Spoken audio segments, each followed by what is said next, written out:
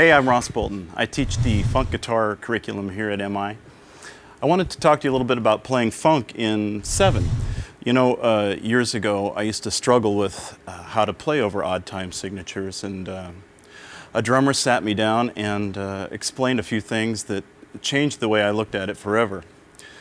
Basically what he said to me was that any odd time signature, no matter how complex it is, can be broken down into groups of 2s and 3s and 4s, like little blocks that you can move around. So it really doesn't matter what the time signature is. It could be 7, 13, 33, whatever it is.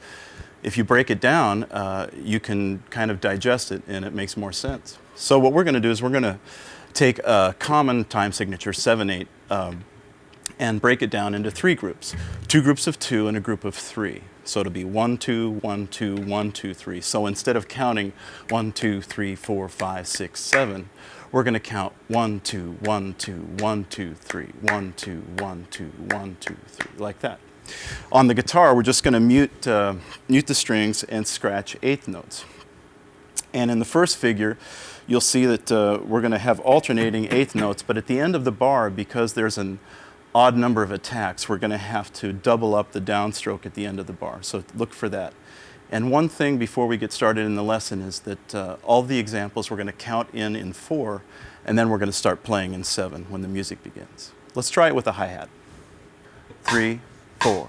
1, 2, 1, 2, 1, 2, 3, 1, 2, 1, 2, 1, 2, 3, 1, 2, 1, 2, 1, 2, 3.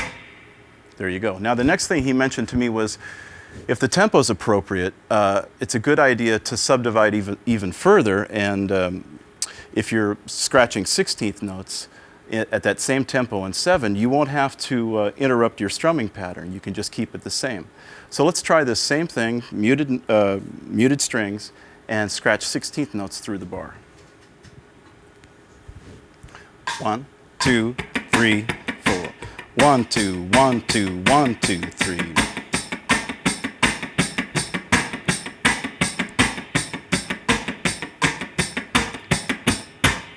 Right? So you can just keep your hand pumping away on the 16ths and it doesn't feel so awkward.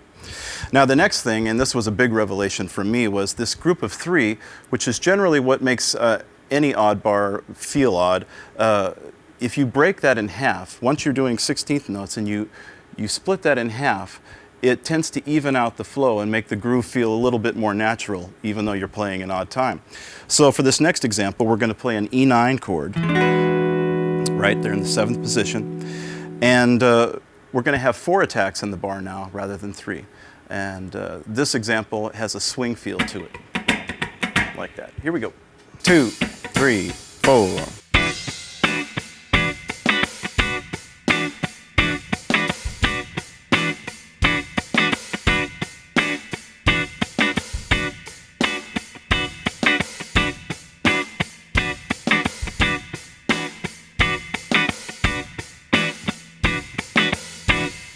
Right? So now the groove starts to feel a little bit more familiar, even though you're playing an odd time. Okay, so what we're going to do now is take that exact pattern and add a couple of little guitaristic elements to it to make it feel more like a real guitar part. In this case, we're going to add the 13 to that 9 chord, the C sharp up on top, and it's going to give it kind of a James Brown vibe. Here we go. 2, 3, 4.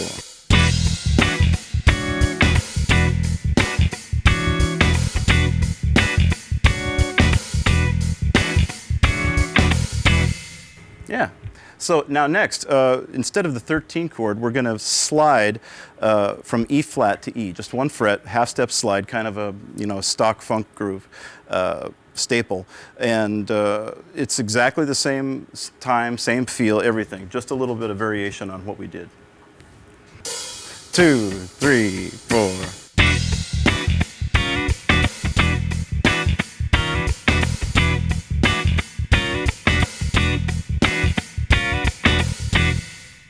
Great, so now we're going to take those 2 patterns and we're going to combine them. Actually, we're going to alternate them 4 times each for a total of 8 bars. Now, the one thing that's going to change is that for each of these patterns, we're going to drop the downbeat. And when you're playing odd meters sometimes, that's kind of a cool device because you don't always want to mark the downbeat and give it away. So We're going to play those two patterns, drop the downbeat, and the tempo's going to go up a little bit, like 10 clicks. Here we go.